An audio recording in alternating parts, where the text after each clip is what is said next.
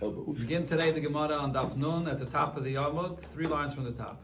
This is another thing that was taught in Usha. They instituted in Usha. The Gemara before brought 2 of them. And here is the 3rd one that was instituted in Usha, which was a place that the Chachamim, the Yidden, the Sanhedrin traveled to when they left the Beis HaMikdash. Amar Rabbi Law said, Bu'usha hiskinu. It was instituted in Usha. HaMevazbiz, one that is disseminating from his money for tzedakah, al yevazbiz yosem mechaymish, should not disseminate more than a fifth, more than 20% from what he has. Tanya nami yachim, we learned the same in a braisa, mevazbiz al yevazbiz yosem mechaymish. You give money for tzedakah, one should not give more than a fifth. And what's the reason for this? Shema yitztarech lebrius. Because then, if you give away all your money, so then what happens? You're going to rely on other people to support you. And there was a story with one individual, wanted to give tzedakah more than a fifth, and his friend did not allow him to do this. Who was his friend? Rabbi Shevov did not allow. There are others that have a different version to the story. Rabbi Shevov was the one that wanted to give more than a fifth for tzedakah. And who's his friend that didn't allow him to give more than a fifth was Rabbi Akiva. Amar Rav Nachman v'iteimer Rav Acha bar Yaakov. Rav Nachman or Rav Acha bar Yaakov said about this Mikra, where do we see in the Torah this concept of giving a fifth for not a fifth, 20%? Yeah, which is a fifth. Sorry, again.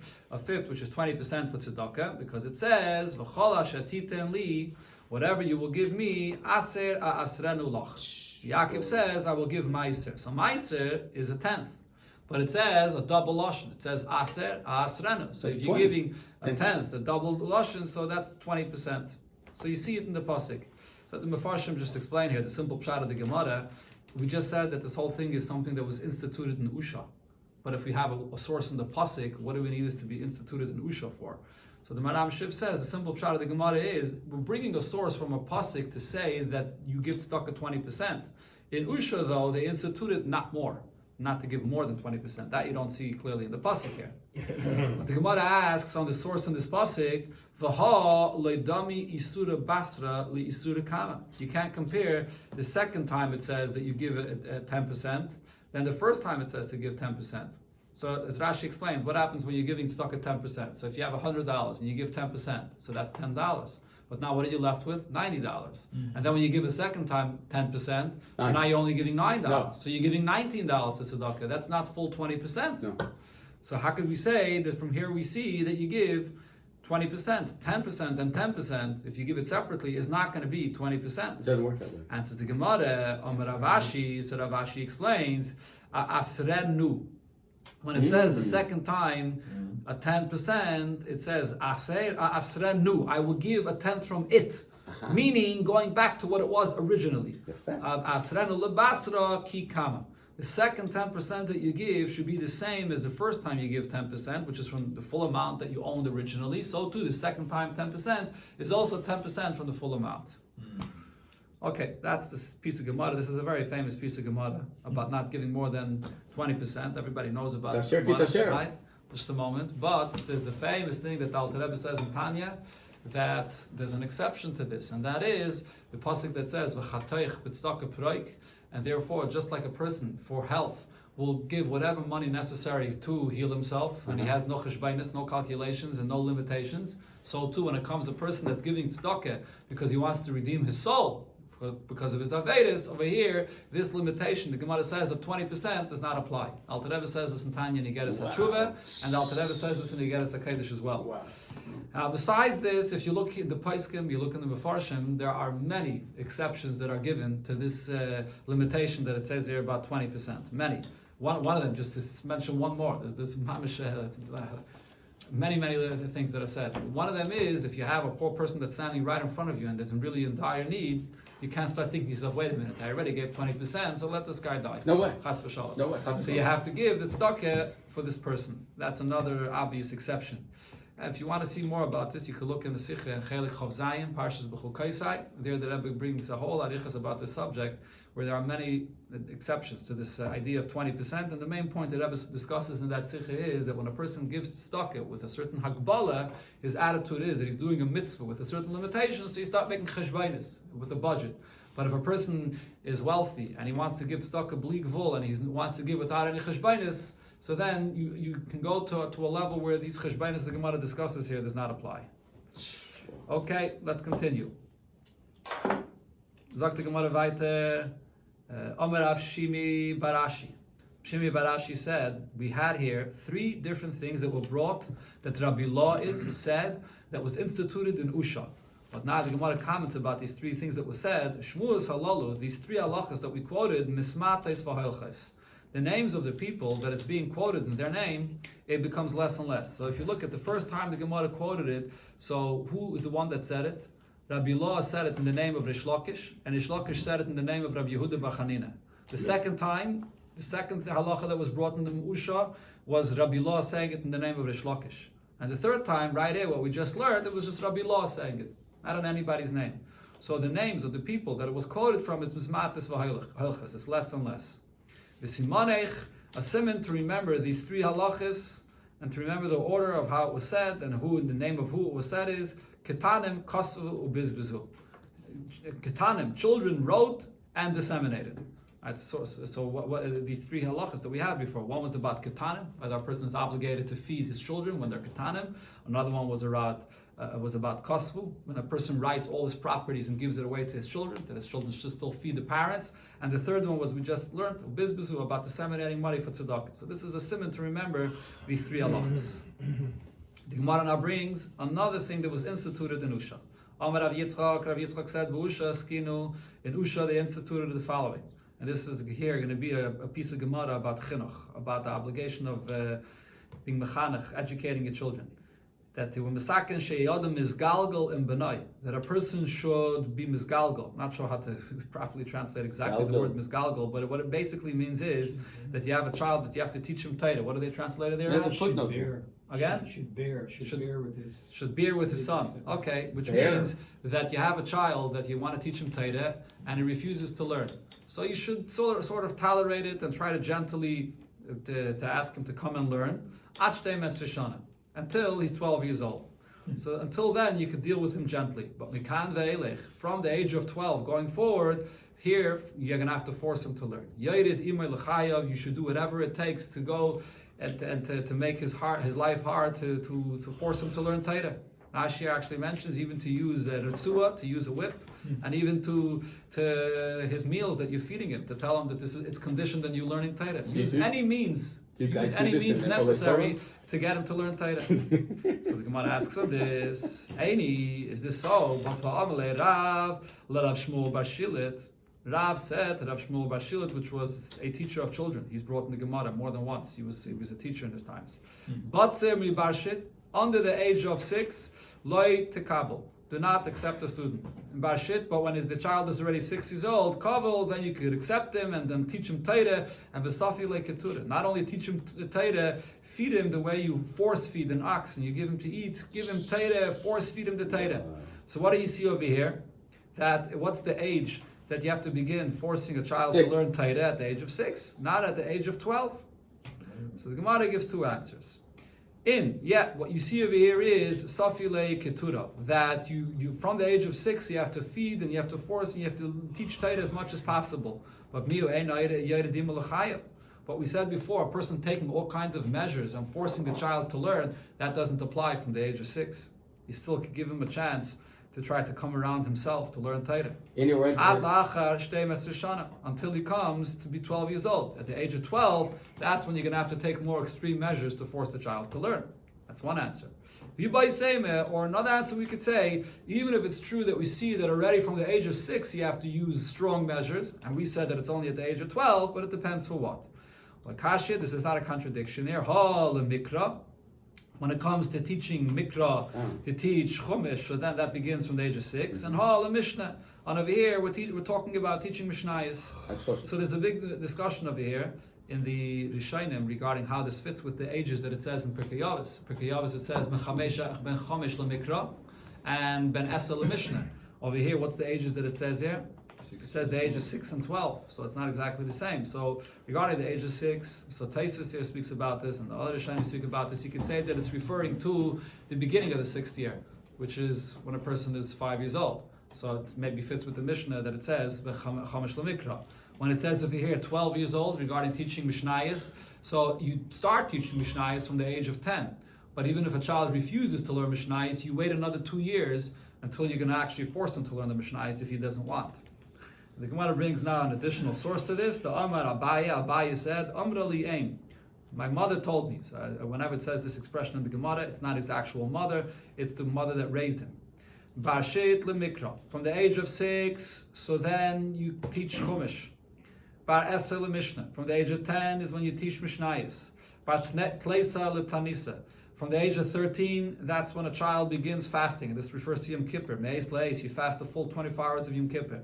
Ubetinaikis, and by a girl, Bar Teresa. From the age of 12, she begins fasting in Yom Kippur. So Rashi says that the Pshat in the Gemara here, when it says 13 for a boy and 12 for a girl, it's not talking about 12 and 13, but it's talking about the beginning of the 12th year, which means when she's 11 years old, or the beginning of the 13th year when the boy is 12 years old. Because then you don't need the mother of a bayit to come and say this chiddush that when you're bar mitzvah or bas mitzvah that you have to fast. Obviously, mechuyev mitzvahs like every other Jew. But it's saying that the chinuch where the child begins fasting. The Gemara in Yuma, if you remember, we learned says you already start fasting certain hours of the day, even earlier. But once it's within the year of your bar bas mitzvah, then you fast a full day of Yom Kippur. Amar Abaye said another thing. Once he's quoting what his mother that raised him said, so he says another few things. Amar li aim, my mother told me, Hai barshit the tarkale akrave. So this child that is 6 years old, that he got a bite from a scorpion, biyoyme the mishlam shit, and the day that he actually became 6 years old, loichaya, he can't live unless he does the following. Maya svase, what is his healing? This is Rashi's pshat. Rashi says that he can't live unless you do the following healing, which the Gemara will now say. Tosfos says that he can't live, and there is nothing he can do about it. He's going to die. When the Gemara here asks Maya svase how he could be healed, the Gemara is actually saying, what should he do to prevent getting such a bite? And the Gemara says, Merarta the day chivarta. So you have to take the merarta, which is the bile that comes from it, that which is white, this white bile. B'shichra, you mix it with beer, and then you take this and the shafye, you can apply it on his body, and then v'nashke, and he should drink it, and this will heal him. According to Rashi's pshat, this will heal him. Another thing his mother told him, Hai bar shata, a 1-year-old child, the tarik lezibura, he got a bite from a bee or a wasp maybe. V'yoyme the mishlim shata, on the day that he became 1 year old, loichaya, he will not live. My asvase, what is his healing? Atzvase the dikla b'maya, take the fiber that there is around the palm tree that grows, that you have there around the palm tree, and you mix it with water, and then the shafye v'nashke, and apply it to his body, and then give it to him to drink, and this will heal him. But Rav Katina said, going back to the age, when's the age that you teach a child Torah? If a person that brings his child into learning Torah, into cheder, to school, to learn Torah before the age of 6 years old, you'll chase after him and you will not be able to reach him. What does this mean?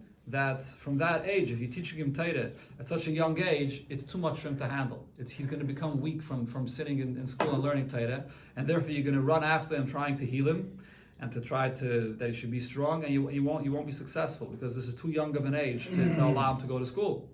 Iked Amri, there's another version here that says that Chaveirov Ratz Nachrov, that if a child begins learning at such a young age, then his friends are going to try to run after him. In other words, they're going to try to reach his level of learning, and they're not going to be able to reach his level of learning because he got a head start.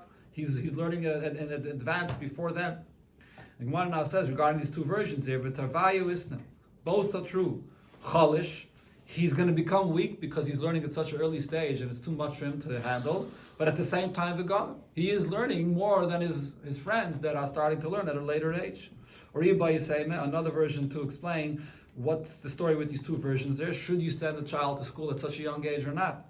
Ha the kachish. If there's a child that's weak and you see that it's not good for him, it's dangerous for him to go to school at such a young age, so then you should not send him to school. And ha the body. Or it's a child that's healthy and that's strong, so then you could send him to school at such a young age.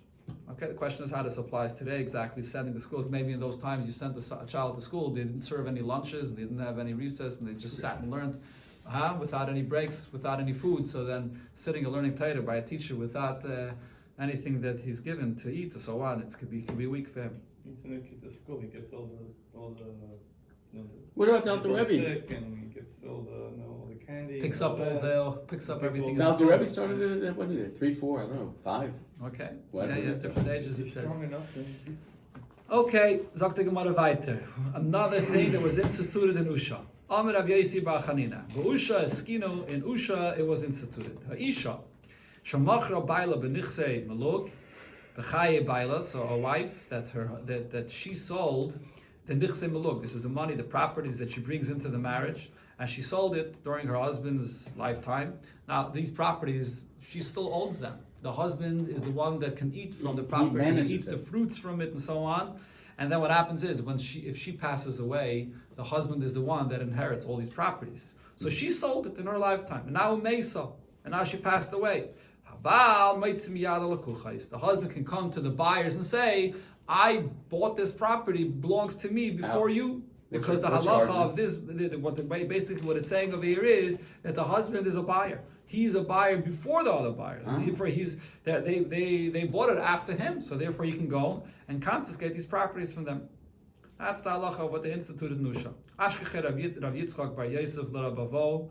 Rav Yitzchak bar Yosef encountered Rabavo. D'havakoi b'uchlas of the Usha. He was there amongst the people, amongst the population in Usha. Amalei, he said to him regarding this halacha here, Man Mara Deshmaita Usha. Who is the one that said this halacha of Usha regarding a wife that sold her properties, that the husband could confiscate it from the buyer? Amalei. So Rabavo told him, Rav Yosi bar Chanina. It's Rav Yosi bar Chanina that said this. So Gemara says, Tana Minei Arban Zimnin. He reviewed this 40 times. So what exactly he reviewed 40 times? It's interesting. There's a discussion here in the Mefarshim. The Marshal says he reviewed 40 times the halacha to make sure he'll remember the halacha. But the Maram Shiv says it's not the halacha that he reviewed 40 times, it's the name of the person that said the halacha that he reviewed 40 times. Because many times we learn and we don't even pay attention so much to the name of who said something. But really, if you want to know who the psak din of the halacha is like, you have to know who's the one that said it. Or if you want to know if it's a reliable source of the person that said it, so you want to make sure you know the name. So you review the name 40 times. And the Damile command the manchele bekiste. And after reviewing it so many times, it was like he had it in his pocket. So the Maram Shiv also points out an interesting thing. Sometimes the Gemara uses a different expression. It's like you put it away in a drawer. Yeah, it's safely secure in a drawer, in a box. Here it says the expression bekiste, like in a pocket.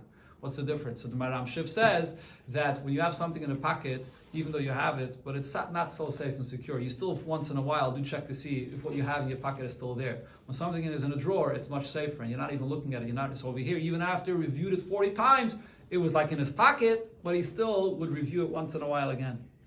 The Gemara now brings another pasuk. This is in connection into one of the halachas that we learned before from Usha.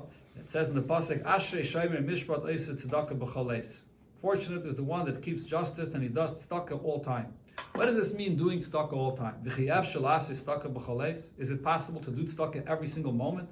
So our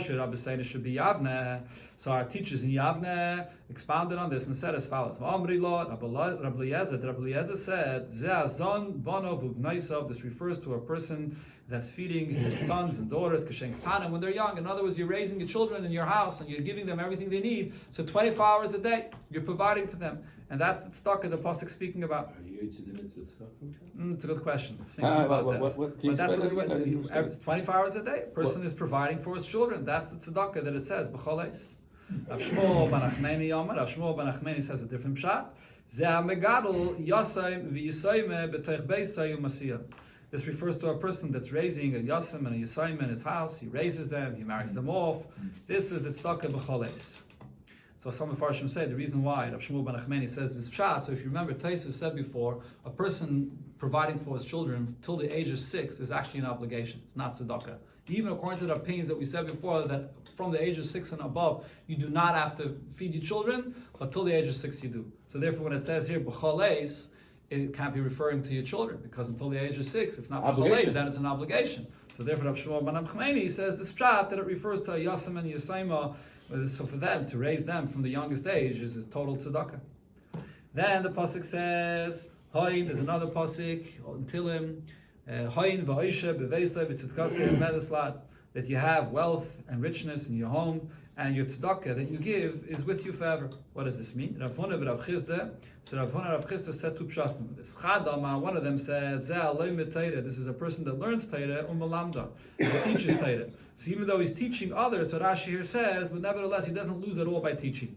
He still can have his wealth even while he gives tzedakah. Usually when a person gives tzedakah, so what he gives, he doesn't have. Yes, Hashem gives him back more than what he gave, but still what he gave, he doesn't have. But when a person teaches Teire, whatever he's giving, he still has. That's why it says, tzedkasei medeslad, yes? That's a big stuff. Another opinion here is that kaisef Teire, a person that writes Teire, Nevi'im, Kesubim, a person that writes Teire, Nevi'im, Kesubim, especially in those days, when they didn't print any svarim, a person would write Teire, Nevi'im, Kesubim, u'mashilim la'acherim, and he lends the svarim that he has to others. He's lending it to others, but it's still his, and he still has what he gives to others, or what he lends to others. Another pasuk in Tilim, Urei vanim levanecha shalom al Yisrael. And when you see that your sons have their sons, so then this is peace for the Yid. Wow, what's the peace here? Amir Rav Yeshua ben Levi said, Kivin shabadim levanecha. If your sons have sons, then shalom al Yisrael, there'll be peace amongst Yid. Why? Because then the wife will not have to do chalitza or v'yivum, or to do yivum. Chalitza and yivum could be it's a contentious matter. It could be something that is not so peaceful. Problematic. So if your sons have sons, so then everything will be peaceful. If your sons have sons, so then shalom al dayani Yisrael. So then the judges amongst Yidden will have peace. There won't be fights amongst the relatives. Who's the one that should inherit this person? The person passes away, he has no children of his own, so then it becomes a big fight amongst the relatives. Who is the one that should inherit? But if he has his own sons, then it's clear who the Yerusha are, and there's no fights. Going back to the Mishnah, it said, Zem Medrash Darish Abelezer Lefnei Chachamim. So what did it say there in the Mishnah? I'm back in Daf Mem Tes Amud Aleph. So it said over there that just like the sons don't yarshin until the mother passes away, or until the father that is passes away, so too the daughters, the obligation of a father that the daughter should be fed is only after he passes away. So now the Gemara brings an incident that happened. Yosef Rav Yosef Kamei de Rav Amnuna. Rav Yosef was sitting in front of Rav Amnuna, and Yosef Rav Amnuna v'kama. And Rav Amnuna sat and said the following: Kishem she'ena banim yershin elam min akarka. Just like sons, they only inherit the land only if there's properties. That's what they inherit. Kach en abana is nizaynis elam min akarka. So too, after our father passes away, and from the father's properties or from the father's money, the daughters have to be fed. What are they fed from? Only from properties that he owns. You take that and you feed the daughters, but not from any of the other possessions that he owns. There's money in the bank account? Just a moment. So the Gemara now explains, first of all, the Gemara says, Avashalek kula alma. So everybody began screaming at what Rav Amnuna said. The shavik ara hu the yarsile bane, that a person that leaves properties, and that's what the children, the sons will inherit. The lo shavik ara lo yarsile bane. But if there's no properties and the sons don't inherit this, how can he say that there's such a thing that the sons only inherit properties? That was the question. Oh. So Amalei Rav Yosef. So Rav Yosef answers and says, "The dilma." So he said, maybe what Rav Amnuna meant to say is Kesubos benin dichrin kamar. He doesn't mean the regular Yerusha. This unique Yerusha, as I explained already, Rashi brings us in the Mishnah that when it speaks about this specific condition that's written in a Kesubah, that if a person, for example, has two wives, and then you have the children of one wife and the children of the other wife, that the children of each wife will yarshin her ksubah if she passes away. So then the children yarshin her ksubah. It's that unique Yerusha, which we'll learn later on over here in the Masechta Barichas about, is that unique Yerusha that they only get if there's properties, if there's a karka. And for that, he was comparing and saying that just like that unique Yerusha of the Benin Dichrin is only of this properties, it's the same also with feeding the daughters from the father's possessions after he passes away, only from karka, not from a taltla, not from money, not from any movable items that you can use to feed the daughters. Kal Mamar, that's what the master was speaking about. Amalei, so when Rav Amnuna heard that Rav Yosef was defending him and he gave this answer, so he said, Mar de Gavra Rabbahu, you're a great person, so Yoda might come in, you understood what I was saying. So Rashi explains, both of these Yerushas are what's written in the Kesubos. It's a unique condition in the Kesubos, and therefore it's only from Karka. And the shtar, when you write an obligation in a shtar, the main point of writing a shtar is to obligate to pay from Karka. But regarding a regular Yerusha, obviously that's not what Rav Amnun is speaking about. A regular Yerusha, you yarshin everything that the father owns. That's not in this conversation, B'chlal. So now here, the Gemara is going to bring a big discussion, back and forth, different opinions regarding this subject, regarding feeding the girls from the father's money or the father's possessions. Is that only from karka, or is it even from money in the bank, or from other possessions as well? So Amar Rab Chiya bar Yosef said, Rav zon michiti da aliyah. Rav said that you feed the daughters from the father's possessions, even from the wheat that he has, that's being stored in an aliyah, that's being stored in the attic. That's a simple pshat of how to read this, which means that Rav is arguing. Rav is saying that you do feed the daughters, not just from karka, but even from chitim, from the which are there in the attic. But the Gemara now brings over here that this is not so simple. There's different ways how to interpret what exactly it was that Rav did. The question was asked, maybe parnasa havya. When it says here that Rav would feed the girls, it doesn't mean feed. It actually means parnasa. Parnasa means he provided what they need to be able to get married. That's what it was referring to. It was only for this that he said that you could use even chitim, you could use any movable items to provide for them to get married. And also, umay aliyah. When it says over here, aliyah, what does aliyah mean? It doesn't literally mean what was stored in the attic. Rather, what it means is mi'iluya da'av. You have to provide for a girl, for her to be able to get married on the standard, on the level of what a father would give to marry off his daughter. And like Shmuel said, Shmuel said, leparnasa, when it comes to what you have to provide for a girl, that's a yisaima, from the father's money, shamim ba'av. You have to, shamim ba'av, you have to evaluate what's the father's standard. How much would he give? You can't give cheaper than the father. You're not obligated to give on a more expensive standard than the father. You have to give according to the father's standard. So maybe that's what the statement meant before when it said, Zan mechiti da'aliyah, it's referring to this, to marrying off the daughters. Or perhaps what it means is mizayna mamish. It does mean literally the food that you feed the daughters. Have umay aliyah, and when it says here aliyah midvarim toivim shenemru ba'aliyah. This is based from the good ideas that was said in the aliyah when the chachamim were sitting and learning in an attic, and they together came to the conclusion and said that you have to feed a daughter not just from karka, as was said before, but also, which was the fact that it said before you have to feed from karka is based on the fact that it's a condition in a shtar. And the basic condition written in a shtar is only karka. But then there was a chiddush that the Chachamim came to, that they said in the Aliyah, Damar Rav Yitzchak bar Yosef, ba Aliyah Hiskinu. There was once that the Chachamim could not study Torah in the Beis Medrash. Maybe it was a time of Gzeira, so they couldn't study in the Beis Medrash, and they were sitting and studying in an Aliyah, in an attic. And Hiskinu, they instituted there, Sheyu Banais Nizainis Menamatalklim, that the girls should get fed even from a talklin. Mm-hmm. So maybe this is what Rav was saying, not like we said before, that the girls are fed from a talklin. So the Gemara says, Tashema, I'll prove to you this question here. Biyadei de Rabbinoi, so by Rabbinoi, Achur de Rab Chiya bar Abba. He was the brother of Rab Chiya bar Abba, having metalkle de Yasmi. So he had the money of Yisaimim, and it was metalkle, movable objects and things that they had, possessions from the father that the Yisaimim inherited. Asula Kamei the Shmuel, so they came to Shmuel to ask him this question, whether they should use these items to feed the daughters. Amalei Zilzain, go and feed them. That's the story. So this seems to indicate, my love, don't you think the pshat here is Limazaini? That it means that you have to feed the daughters from even not karka, even from movable items. And like we said before, Rav Yitzchak bar Yosef said that what the Chachamim instituted.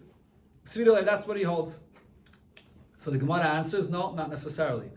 Hasam the Parnasa Avoy over there. Don't forget, who is it that they went to? They went to ask Shmuel this question. And Shmuel was the one that said regarding marrying off the girls. Shmuel Tamei. Shmuel is following what he said, that's quoted before. Dama Shmuel, the Parnasa. When it comes to marrying off the girls, Shomim Ba'av, you have to evaluate with the standard of the father, and not only from Karka, but you have to give them from anything that the father has. Another story the Gemara brings, Hava Uvdu ben Erda.